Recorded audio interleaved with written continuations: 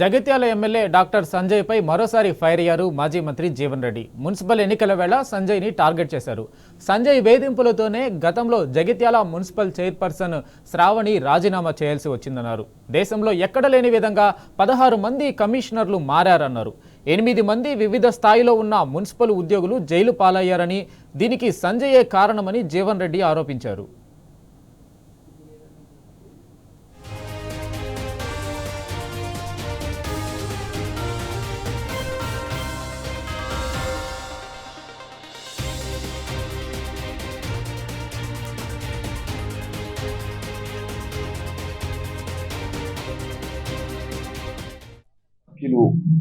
సంజయ్ కుమార్ గారు ఏ విధంగా అవినీతి అక్రమాలకు భ్రష్టు పట్టించే ప్రయత్నం చేయడం జరిగిందో ఆ వాస్తవాలు మాట్లాడితే ఉలికి పడ్డారు. మన జగిత్యాల పట్టణ మున్సిపాలిటీ గుర్తింపు ఏంటంటే సంజయ్ కుమార్ గారు శాసనసభ్యుడిగా ఉన్న ఈ 5 సంవత్సరాల కాలం గాని 16 మంది మున్సిపల్ కమిషనర్స్ మారినటువంటి ఒక ఉదంతం, ఒక 5 సంవత్సరాల కమిషనర్లు పని చేయలేకపోయినరా, లేకుంటే మీకు సహకరించలేదని చెప్పిన వాళ్ళని పంపించిందా, మీ అవినీతికి అవకతవకలకు 8 మంది మున్సిపల్ ఉద్యోగస్తులు ఏదైతున్నదో చీల్ పాలైన మీ పుణ్యం. సిబి దాడులు, విజిలెన్స్ ఎంక్వైరీలు, ఇదేనా మీ ప్రగతికి నిదర్శనం?